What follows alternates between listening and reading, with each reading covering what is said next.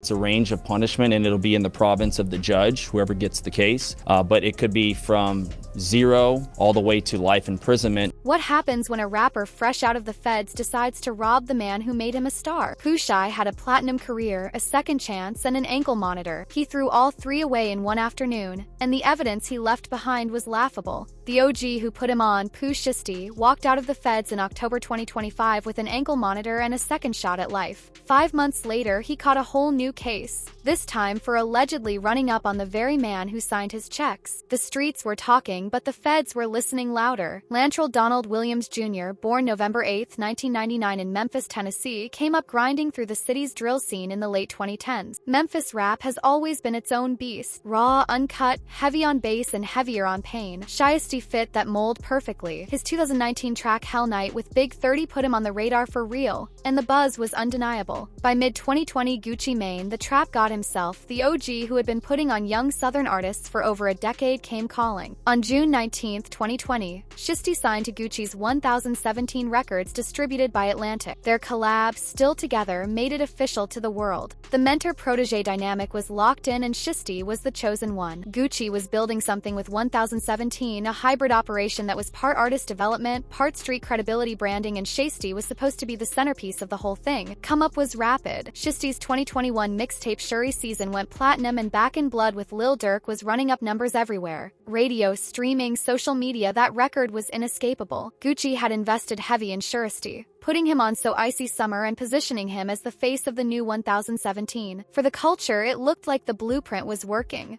Gucci finds the talent, develops the artist, and everybody eats. That is the label game when it goes right. Gucci's whole post-prison strategy was about signing street authentic Southern talent and rebuilding 1017 as a powerhouse. And with Shuri going platinum out the gate, the plan was working better than anybody expected. But the streets kept pulling. In October 2020, Shiesty caught armed robbery and shooting charges down in Florida. Then a strip club situation in Miami in 2021 added more smoke. In January 2022, he took a plea on federal firearms conspiracy and got hit with 63 months. He did roughly 3 years locked up in a Pennsylvania federal joint. Even from behind the wall, he dropped Shuri Season certified in 2022 and Gucci was still on the track list. The bond between artist and label looked solid from the outside. The music was still coming out. Texts were still clearing. Whatever tension existed between them had not boiled over yet. Supersede indictment, man. This the indictment out the original indictment, so we got indicted twice. So they smacked us with more charges, nigga. That was Shiesty on his live stream after touching down, lashing his paperwork to the world, trying to show everybody he kept it solid through the whole bid. He was talking 100 miles an hour, repeating himself, but the message was clear. He did not fold. He wanted every single person watching to know that when the feds tried to break him and his co-defendants, nobody cracked. Thinking that shit would break us or make us, conspiracy to possess firearms in front of the drug trafficking, violent crimes. The 3 other sided you will ever see. Problem is that proving you are solid and proving you are smart are 2 very different things. Because according to federal prosecutors, just hours after that live stream, Shiesty allegedly set in motion one of the most reckless licks in rap history. He went from showing his paperwork on camera to allegedly catching a brand new federal case before the day was over. Shiesty got released to home confinement in October 2025 with an ankle monitor strapped to his leg. Supervised release is not freedom. You have a PO watching your every move. You have a curfew. You cannot leave the jurisdiction. You cannot touch a firearm. You cannot catch any new charges. Period. Violate any of those conditions and you go straight back to the box. No questions asked. No second chances. The government owns your time and your movement until that supervision period ends. You're not some wild horse who can go out on the prairie and just go, do whatever you want to other wild horses. Bruce Rivers, the criminal defense attorney, laid it out plain for anybody who did not understand what supervised release means. No, you are a ward of the state. You still have to be where you're supposed to be. Otherwise, they can put you back in prison. Period. Hard stop. End of story. Shiesty apparently did not care. After his release, word started circulating that he was unhappy with the 1017 deal. The money, the royalties, the creative restrictions, the recruitment. The streets were buzzing about Yodi's CMG records showing interest. Memphis and Atlanta have always had that quiet rivalry, and a move from Gucci's camp to Gotti's camp would have been a major power shift in Southern rap politics. But Gucci was not about to let his biggest artist slide. He had put in the work, invested the money, and built Shiesty's name from a local Memphis act into a national star. That contract was staying put. In October 2024, Gucci had already cleaned house at 1017, dropping most of his roster for profit and loss reasons but keeping Shiesty and Fujiano. Out of everybody on the label, Shiesty was one of only two that Gucci chose to hold on to. That is supposed to mean something. That is supposed to be loyalty. The OG telling the young boy, "I still believe in you. I still want to build with you." For Shiesty, it apparently felt like chains. He did not see loyalty. He saw a cage. And the more he pulled against it, the tighter it got. One unverified street account claimed Shiesty received funds from Gotti to buy out the deal. But things went sideways when Gucci refused. Whatever the truth behind the money talk, the frustration was boiling over. Schur wanted off 1017. Gucci said no. And instead of calling a lawyer, instead of filing a motion, instead of doing what Prince did or what any smart artist with a grievance does, Shiesty allegedly called his shooters. He called his pops. He called Big 30 and he set up a meeting. I heard about it from a bunch of people before it really got elevated to the status of being, sort of something that every rap fan knew about. Adam 22 confirmed he had Memphis source telling him something popped off between Shuri and Gucci well before the public knew. The whispers were out there for weeks before any official news dropped. I mean, I do feel like if it had no truth to it, that Gucci would have debunked it more forcefully. Gucci's silence was not weakness. It was chess. He had off-duty police officers as part of his security detail, and the entire incident was captured on surveillance footage. Gucci was not moving reckless. He was letting the feds build the case while the streets talked. Shiesty thought the code would protect him. Gucci knew the cameras would protect himself. The lick that went left. January 10, 2026. Dallas, Texas, a recording studio on Dallas Parkway. This is where the whole situation went from beef to federal case. This is where careers ended and prison sentences began. According to the FBI affidavit filed by Special Agent Brittany Garcia, Shiesty set up what was supposed to be a business meeting at the studio to talk about his 1017 contract with Gucci. 3 victims pulled up. Gucci Mane listed as RD in the court docs, plus 2 of his associates. They flew into Dallas with Gucci's head of security and another officer. From their perspective, this was a sit-down, a conversation business between 2 men who had made money together for years. Around 1:45 in the afternoon, the victims arrived at the studio, which was inside a larger office building. The spot was closed when they got there. While they waited, the crew hit up a liquor store and grabbed bottles and red Solo cups, just vibing, killing time. Not a single person on Gucci's side, thinking that what was about to happen could actually happen. Nobody was expecting a lick at a label meeting. Behind the scenes, Chiesty's father, Lantrell Williams Sr., was blowing up the studio owner's phone, referred to as JN in the filing. By 2:53 p.m., JN picked up and learned that the whole session was being booked so Shurist and Gucci could supposedly record music. The studio opened up, everybody filed in, the trap was set, and Gucci walked right into it because he trusted the man he had made rich. At around 3:39 p.m., a studio employee arrived and found Shiesty and his pop standing by the back door going back and forth on the phone about something. Then 9 Deep rolled into the studio control room where the victims were posted up watching a football game. 9, not 2 or 3 for a business chat. 9 individuals walked into that room and every single one of them knew what they were there to do. So the victim overheard Williams talking on his cell phone with a probation or parole officer, stating that his caseworker had given him permission to be out for rec time. This part is wild. Shiesty was on the phone with his PO while sitting in a studio in Dallas, Texas, hundreds of miles from where his ankle monitor said he was supposed to be. He was telling his probation officer he had permission to be outside. That was a straight-up lie. The audacity of lying to your PO while you are in the middle of setting up a federal crime is a level of recklessness that even Bruce Rivers could not wrap his head around. From what the victims could hear, Williams was informed that this was not the case, that he needed to return immediately. Williams Jr. agreed. PO told him to go home. He did not go home. Instead, he asked Gucci to step into a private recording room to chop it up about business. Gucci told him they could reschedule the session, but Shurist was not trying to wait. Gucci agreed to the private talk. The rest of the crew stayed in the control room watching the game. One of the victims even offered Schur's boys some of the liquor they had bought. At least 2 of them took a cup and made themselves a drink. Everybody was cool. The mood was relaxed for about 10 more minutes. Inside that recording room, Shuri pulled out pre-prepared contract termination paperwork and told Gucci to sign it. He came with the papers already drawn up. This was not a spur-of-the-moment thing. This was premeditated. Gucci said no. Shiesty got heated. Conversation escalated. One of the victims in the control room could see through the glass that things were getting aggressive and texted Gucci security in the lobby.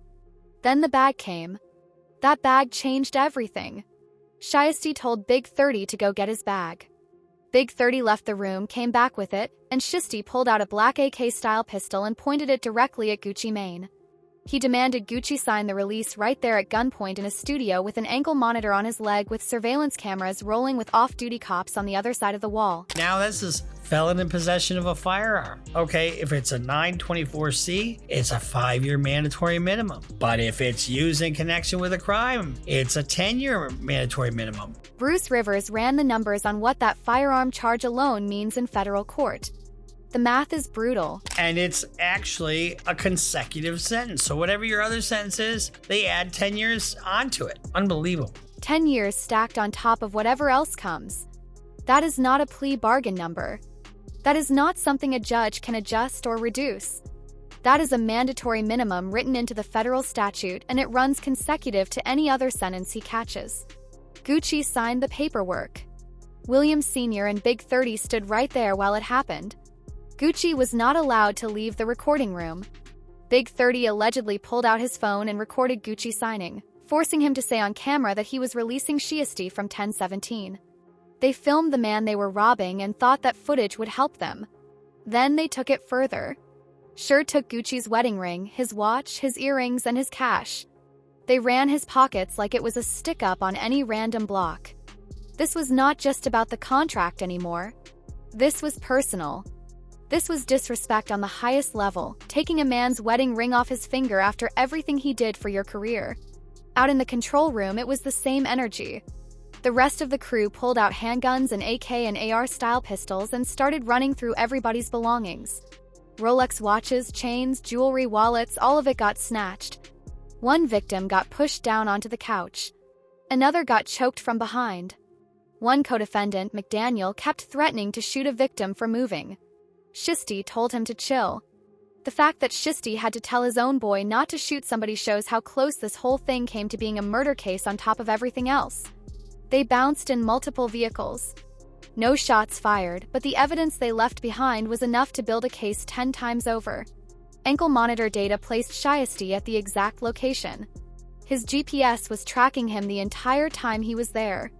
Cell phone records and license plate readers confirmed the coordinated travel of all 9 defendants. His pops had rented one of the getaway vehicles under his own name.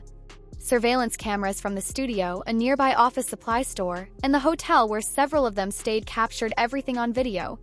Fingerprints from the crime scene matched 2 of the defendants. The feds had physical evidence, digital evidence, and surveillance evidence, all pointing to the same 9 people. And then came the part that had Bruce Rivers losing his mind. Oh my God, how dumb is this? How dumb are these f***ers? Yeah, I'm flexing. I mean, you're bragging about something you stole, not something you worked for. Within hours of leaving the studio, the defendants were posting on social media wearing and displaying what appeared to be the stolen jewelry. One co-defendant had a screenshot on his page showing a Rolex believed to be from the robbery. They were flexing the evidence on the internet for the whole world, including the FBI, to see, self-snitching at its absolute finest. The first thing they did was put it on Snapchat and flexed on Snapchat. How dumb do you have to be? And one more thing that sealed the whole case shut. One of the bags they took from the studio had an AirTag inside. The victims could track exactly where their stolen property ended up. Between the ankle monitor, the cell records, the cameras, the social media posts, the rental car receipts, the license plate readers, the fingerprints, and the AirTag, Shiesty and his boys left a trail so wide that even a first-year agent could have closed this case before lunch. Stupid games, stupid prizes. For nearly 3 months, the case sat sealed while the feds built their file. They took their time. They gathered every receipt, every frame of footage, every GPS ping. Then on April 2nd, 2026, they came knocking. Coordinated raids hit Dallas, Memphis, and Nashville simultaneously. 8 of 9 defendants were scooped up. Shiesty, his pops, Lantrell Williams Sr., Big 30, and 5 others. One co-defendant is still on the run. Charge: conspiracy to commit kidnapping under 18 U.S. Section 1201. Federal kidnapping that carries a range from 0 all the way up to life. Not state time, not county time, federal time, where you do 85% of your sentence minimum with no early release for good behavior, shaving off major years. One of the individuals that's been charged has not had his initial appearance yet, but agents are actively working to locate and bring him to court. The Northern District of Texas held their press conference and they were not playing. This is a conservative district with judges who have zero patience for this type of foolishness. Bruce Rivers had already pointed that out. He had met a judge from this very district at a sentencing seminar and knew firsthand that these Texas federal judges do not show mercy. This case really underscores the importance of standing up for crime victims, no matter who they are or where they come from. Prosecutors emphasized the mountain of evidence, subpoena work, search warrants. The full weight of the FBI, the Memphis Police Department, and the Shelby County Sheriff's Office had been brought to bear on this case, and they were proud of how fast they moved on it. They're facing a range, so there's no mandatory minimum in this case. It's a range of punishment, and it'll be in the province of the judge, whoever gets the case. But it could be from 0 all the way to life imprisonment. And then the prosecutor dropped the hammer on Shiesty specifically. A lot of what will guide what's called the sentencing guidelines will be the individual's previous criminal history, the fact that one of these individuals committed the offense while on home confinement. Catching a new federal case while you are literally still serving time on your last federal case is about as bad as it gets in the eyes of the court. That is an aggravating factor that judges take extremely seriously because it tells them one thing. This person does not learn. This person does not change. This person had every opportunity to stay free and chose to throw it away. On April 8 to 9, 2026, U.S. Magistrate Judge Renee Harris Weaver denied surest bond and remanded him to federal custody in Dallas. The judge pointed to the firearms, the potential life sentence, and the ankle monitor violation. Surest was not going anywhere. And here is the kicker that makes the whole thing even more tragic. Contract he forced Gucci to sign at gunpoint, it does not count. Not even a little bit. Contracts signed under physical duress are voidable under U.S. law. Coerced party just has to disaffirm the signature and it is as if it never happened. No court has validated that release. Entertainment attorneys across the board confirm the original 2017 deal is still fully in effect. Shy blew up his entire life, dragged his father into a federal conspiracy case, put 8 of his boys in handcuffs, and caught enough charges to put him away for the rest of his prime years. All for a piece of paper that has 0 legal weight. Contract he was trying to escape. He is still on it. Rick Ross, who has been in the game long enough to know how business is supposed to work, broke down what should have happened instead. I don't like it for either side. You know what I'm talking about? Guwap most definitely didn't deserve that, and I don't want to see this for the little homie Pooh Shiesty, but Ross was not picking sides. He had love for both of them, but he was clear that what Shiesty did crossed a line that no amount of frustration with the contract can justify. And his solution was simple. This nigga's got to be educated and understand. In business, you got to negotiate, my nigga. You got to negotiate it. That is the whole point right there. You sit down at the table. You bring lawyers. You fight for your worth through the system. Ross had seen enough deals go sideways over his career to know that muscle never works in the boardroom. You was signed for $100K and now you got 10 M's on the table. It's time to negotiate. Ross said it plain. You do not shoot your way out of a contract. You sit down. You bring lawyers. You negotiate. You fight for your worth at the table. Every major artist who ever got out of a bad deal did it through business, not through force. Prince wrote slave on his face and fought Warner Brothers for years. It was ugly and it was public, but he did it through the system and eventually won. That is how the game is supposed to be played. You can't muscle your way out of shit in no business. It don't go that way. On April 10, 2026, one day after the bond denial, Gucci Mane made his move. He dropped Crash Dummy produced by Zethoven and the bars left nothing to interpretation. Keyline hit like a sledgehammer.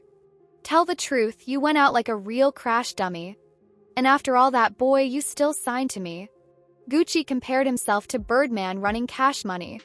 He called the meeting a setup. He said, you play stupid games, you win stupid prizes. He rapped about people taking his kindness for weakness, about smiling in your face and then stabbing you in the back. And most importantly, he made it clear to the world Shy is still on 1017. Forced paperwork changed nothing. The lick failed. Contract stands. Culture was split down the middle. Some people saw Shiesty as an artist who snapped trying to escape a bad deal.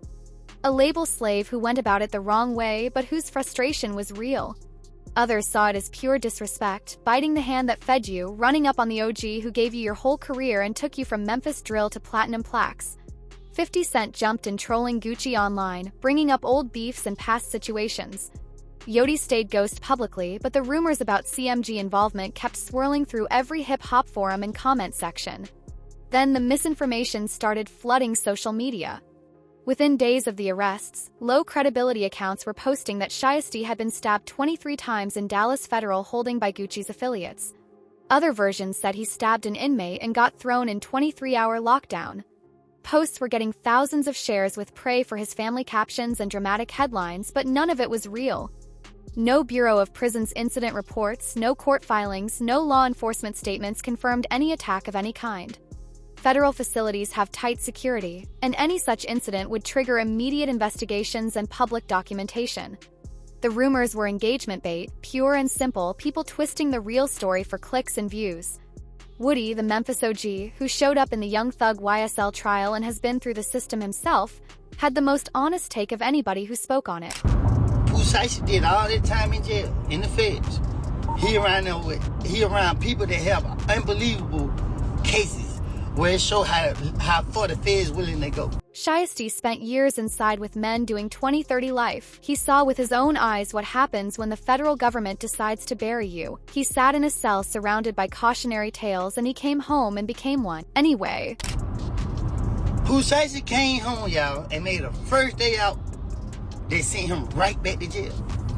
Pride and ego is our main enemy. pride and ego. That is what it always comes back to. Woody called it before anybody else. The streets gas you up. Your boys tell you that you are untouchable. Nobody around you is going to say slow down. Call a lawyer. Think about what you are risking. That is not what the crew is there for. Crew rides, and when the ride ends at a federal courthouse, everybody scatters except the man whose name is on the indictment. Woody said, "You have to know when to walk away. You have to know when to look around and say, this is it. I am done. 'Cause the people around you love you, or at least they love the version of you that is winning. They gas you on. They hype you up. They tell you that you are untouchable and that the rules do not apply to you. But none of those people are going to be sitting next to you when the judge reads your sentence." And Woody knew that from experience. He talked about that moment when the handcuffs click and reality sets in. When the game stops being fun and starts being real. When the people who were cheering you on yesterday are nowhere to be found today. That is the loneliest moment in the world. Sitting in the back of a federal vehicle realizing that every single person who told you to keep going is at home sleeping in their own bed tonight.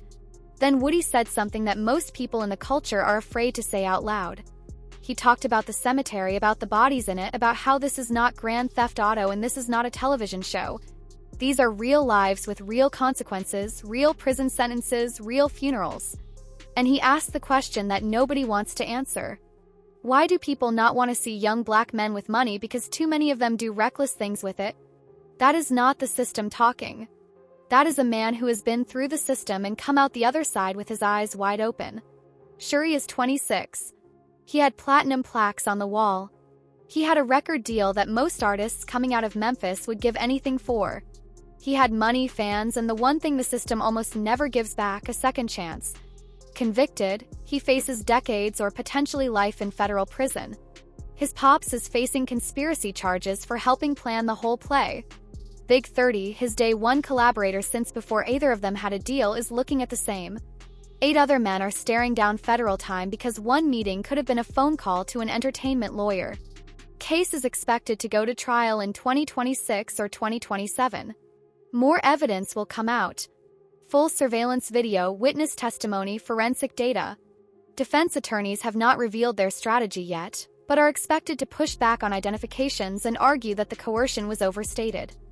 Given the ankle monitor data, the social media posts, the AirTag, the fingerprints, and the surveillance footage from multiple locations, the government's case looks as airtight as they come.